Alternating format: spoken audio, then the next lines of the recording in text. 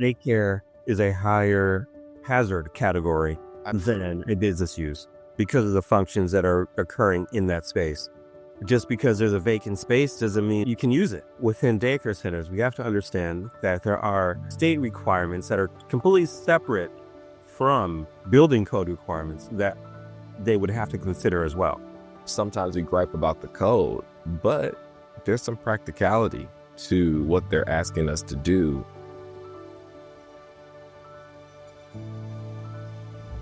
Hello, everyone, and welcome everybody to the part 2 of the change of use. This is the Dream BuildCast. We're really unpacking change of uses on this one. And last time we had spoke about pretty much what a change of use was. As always, my name is Nick Robinson. I'm with Dream Builders. We're here with Alex Walker from Dream Key Partners, and we're here with Devon Ellis with Ellis Engineering and Construction Management Services. First of all, how are you guys doing this morning? All's well. All is well. You, Devon? All's well. Yes, sir. All is well. All is well. You're not in Jamaica again, are you, Devon? No, not this time. Unfortunately, not this time. Okay, I was about to say, Wisconsin is definitely the temperature did this, right? So I said, unfortunately, not this time, although they're at risk of a fairly substantial hurricane. Melissa is about to cause some disturbance there. So, oh goodness, look, what's it like over there by you, Alex? I know you're over there on the East Coast. I mean, it's chilly. It got down to the 40s this evening. Oh, it's 40, but it'll warm up. It'll warm up the next few days. It actually warms up from 9 o'clock to 2 o'clock. It starts warming up. I got you. Get up to the 60s, 70s.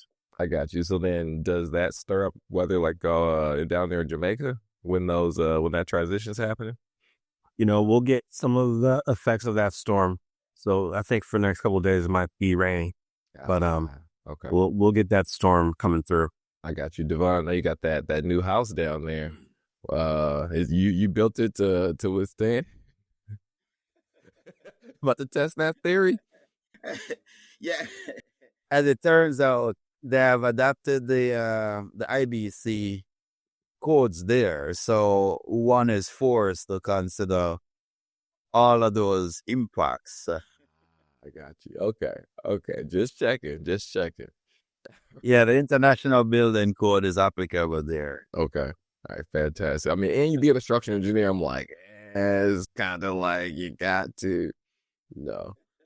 But no, let's dive into it. Devon, maybe you can kind of reintroduce the building and the situation like you were obviously beautifully doing before. Right. You're kind of setting that up for us. Help us picture what it is we're actually looking at in terms of this change of use. Yeah.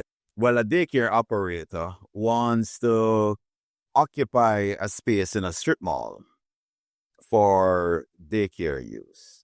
The space was previously used more for B category occupancy, meaning offices. Office uses is what it was. The previous occupancy was classified as. The building is unsprinkled.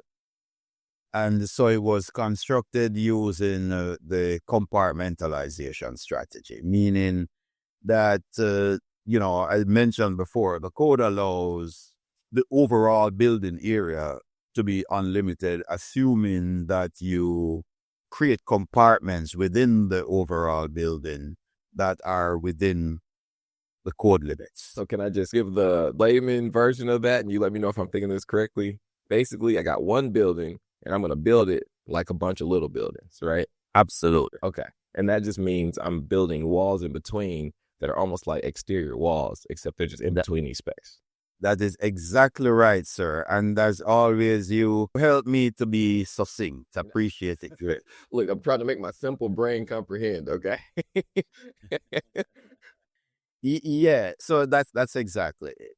So as it turns out, at the time the building was built, the compartment that she wants to use was somewhere around 14,000 square feet. Okay. Today's code allow that compartment to be only 12,000 square feet. Gotcha. Because not fire sprinkler, you are limited, right, to a certain building area. That is correct. Okay. Right. So now she has some options. And besides, let me back up quickly. The reason that this is an issue for her, the reason she's now having to go into an existing building and be concerned about this issue is because of the change of use. Okay. It's because it was previously an office and now she wants to use it for daycare. Daycare is a higher hazard category than a business use because of the functions that are occurring in that space. Business use, you're just filing paper, doing office work, looking at a computer and all that. But a daycare center is a higher hazard. You have little children or older adults, people who don't have the ambulatory faculty to know how to read an exit sign, perhaps, or they might be physically incapable of running during a fire to get out of that space. According to those things, the daycare center is considered a higher hazard. Okay, so I just want to pause real quick. Devon, Alex, you just brought up a nice point. I'm pulling up the codes here. This is the 2021 International Existing Building Code, Chapter 10, the change of use. So the change of occupancy chapter. When you're talking about higher hazard, because I realized we didn't say explicitly, just because you're changing the use doesn't mean you need to upgrade, right? Because if you're going to a lower hazard, a lot of times they say that it is acceptable. So right here, we can see you said a B occupancy that has a hazard category of 4, right? And this is just in terms of the means of egress. There's other charts we have to look at within this change of use. So now we're looking at this. B is a 4. Now, you said if it's a E, we're still going to a 3, which is higher than 4. I know it's like inversely, right? And then if we were going up with the I4, which would be like your adult daycare, which is hands down, you don't have a E adult daycare, that would be a 2. So when you're saying higher hazard, just for the general public's knowledge, this is what we're referencing in the code that determines whether that is now a higher hazard or lower hazard than what it was used for previously. Yeah, so I mean, when it comes to doing that analysis, is understanding what is that occupancy type. And so you have the occupancy types of the educational. You have the daycare center, which could be an I, some sort of institutional, which is what I stands for. You have assemblies, which can be a higher hazard. And within each one of those groups, you have even those categories are even broken down more into higher and lesser hazards within those assembly spaces and whatnot. And then you have to always take in consideration the square footage of those spaces, because something that's 500 square feet, you're only going to fit a certain amount of people within that. Then something is going to be 2,000 square feet. So there are just a lot of implications in understanding what the occupancy is that you're trying to go into and your business or use would be. I think also understanding that just because there's a vacant space doesn't mean you can use it. You know, you have to understand and look at the building. How long has it been vacant? Why has it been vacant for so long? You know, in the building industry, and what you hear a lot about in, like, say, office space, you have Class A office space. You have Class A retail space. And that means it's just built to the highest standard, all the modern technologies, and those are very desirable spaces, which means you're going to be paying more to occupy and use those spaces versus older stock, whether it's older office, older retail space. Those spaces aren't built with as tall ceilings or modern amenities. And so when we talk about like Class A space, it's talking about the amenities that are there that you're receiving for the cost of which you're paying. Okay. But an important note is that even though it's a Class A retail space, that doesn't necessarily make it any easier for one to use it for an e-occupancy. I mean, you have to understand that you are in e-occupancy educational. they're being designed specifically for certain things. And so people have, just because the space is vacant doesn't mean you can easily convert it into something else. Right. And that is what you have to really be prudent about in deciphering. Well, what would it take to get for this to be what I want it to be? And that's the question any owner, any individual, business owner, developer has to ask that question. What will it take for me to get this, for this to be what I want it to be? And realize that cost. On the development side of things, we are going to be converting an old school into senior housing. That's the change of use. It's an adaptive reuse from an educational to a residential use. And you're talking about a building that was built in the 1950s. What will it take me to convert that building to senior housing? And it will take a lot. It will be expensive. It's not that it can't be done. It's just that you have to plan for how to get it done and do the appropriate research, work with the appropriate designers and consultants for it to come to fruition. So there's a number of things that one just has to take into consider. If I want to use this space, what will it take for it to get done? What are the cost implications? And what is the easiest and best route for me to get there? 100%. So I think that's a nice segue. Devon, you want to continue on the path of we have this space? Right. In fact, that is exactly a great segue, because the next step is once you identify all of these issues, then the big thing, especially for the prospective occupant, are the remedies. You know, how do you go about making this space now acceptable from a code perspective?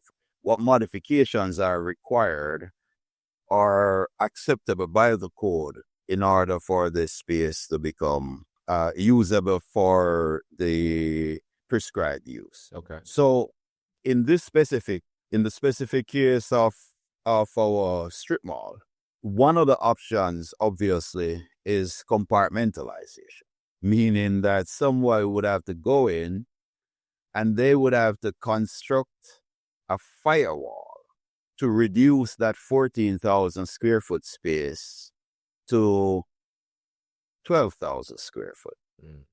So what that means, you're potentially wasting a significant amount of the building, because you literally would have to go in there, build a wall that goes through the roof, that has one part of the roof such that it's easily detachable in the event of a fire. So that doesn't appear, at least not on the surface, to be the best option. So similarly, yes, go ahead. I would just ask the question to specific owners, like, well, why is this space? Why this space? Very good point. Yeah, why not? Why not go seek another space? And that's a very good point. And that's actually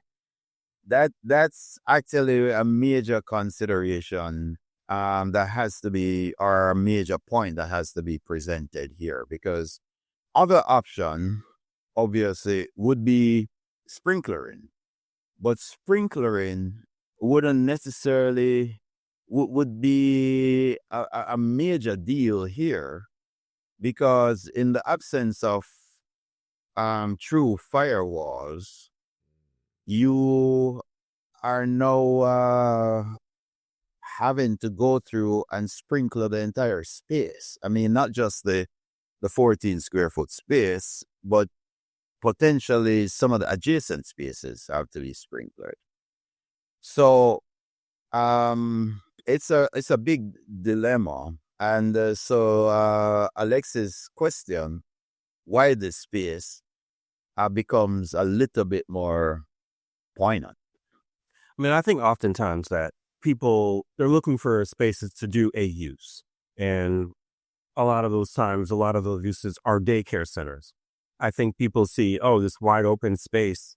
Yeah. This would be to have a daycare center come in this place. And it really isn't. Alex, it might very well be functionally, it might very well be the greatest space, but it's just the construction piece. Yeah. Sorry for disrupting you. Oh, no. I mean, I think the wider conversation is like understanding that we may see this big retail space. It may have a lot of parking, which is great. We're in a mobile society in which we like those things. But, unless one is really willing to invest in something that was not an educational space or daycare center before, continue that use for that can be a lofty expense. And walking into that and understanding that on behalf of the daycare owner has to be understood. And, we're in a time where funds for those spaces for children to be in daycare centers, they're just not there. And so the economic benefit in trying to do all that stuff, there has to be a really good business plan for that to really occur. And you have to also remember, we are talking about change of uses, but within daycare centers, we have to understand that there are state requirements that are completely separate from building code requirements that they would have to consider as well. Got you. I've been definitely trying to get one of my clients on here. She does a lot of, assisting with other people opening up daycares and stuff like that. And I think that is going to be our next probably viable topic, which is really looking at all those implications behind daycares. Because for some reason, when we talk about change of uses and all these other examples, daycares are just one of those very unique yet super applicable, occupancies that, I would say a very common, person would be interacting with such a technical process and such technical pieces of the code. I know I had one client, she was originally planning to occupy a piece of a building. And there was like a little, it's like the smallest multi-tenant building in the world, but it's not separated in like a strip mall type of way. It's like, you go out into the hallway and you go into somebody else's suite type of way. And that was a nightmare. So she ended up leasing the whole building eventually because it just did not make sense. The firewall here and this. Literally there was a half height wall in there that separated, her in the hallway at one point. I'm just like, no, you can't do that. It's like, this is just not viable. So I guess, Devon, in the situation that we're, discussing at hand in the sense of where this, daycare is trying to occupy this space, what is the what are the next steps? Where is that going? Yeah. So what's being done currently, this was just brought to my attention earlier this week. So we're still spending a bit more time trying to see what the best strategies are when you consider, this has to be a major discussion with the owner of the building as well, because the daycare operator would be a tenant. So these modifications we're talking about have significant business considerations for the owner. Okay. So the feasibility of this whole thing gets a little bit less every time you cut it in more detail. Because if you have to sprinkler the building, or if you have to put in firewalls and that kind of stuff, some of the construction activities that have to be done in order to accommodate these modifications would be such that it's disruptive to the adjacent tenants.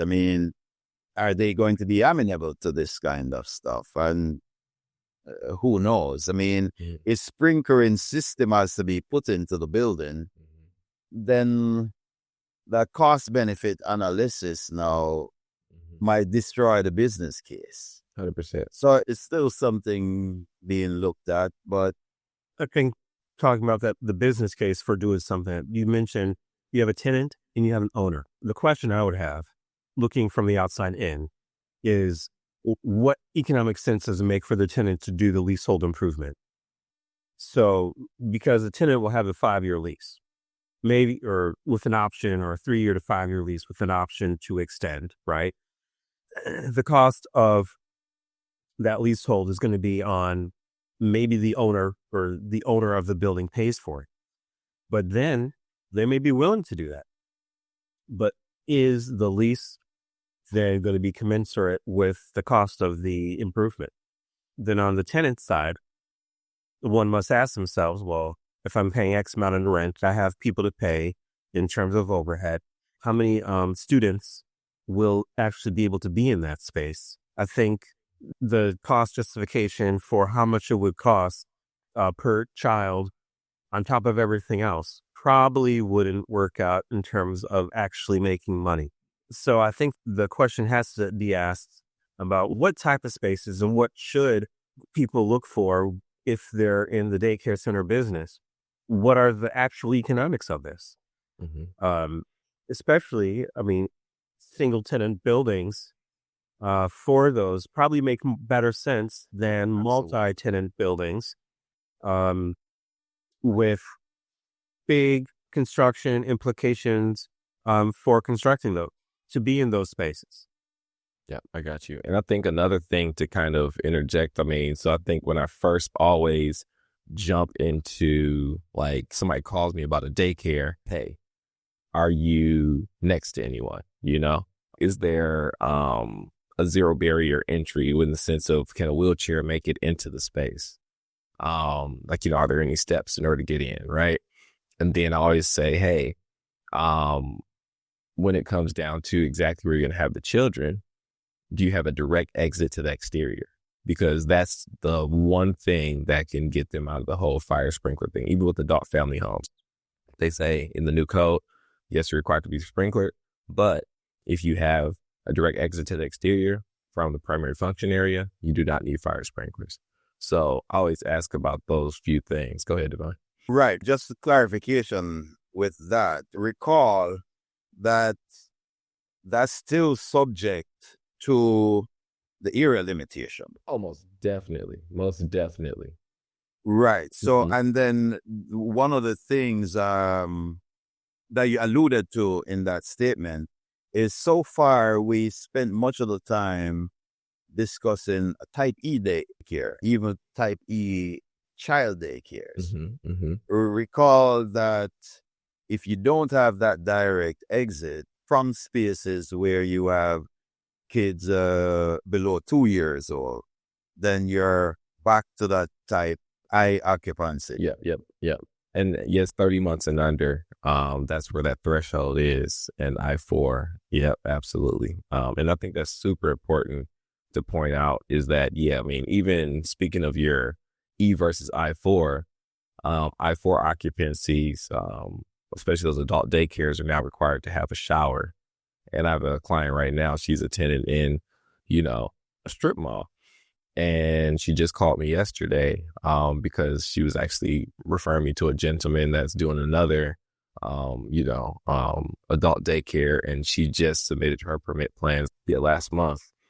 And she's like, he gonna need that shower, isn't he? I'm like, you know it. Like, she's like, I don't even understand why. But then actually on this call, it was kind of interesting because she started to talk about how, hey, someone might, need to be cleaned up and you're just wiping them over and over and over again. And now it's actually easier and makes more, practical sense to have that shower component.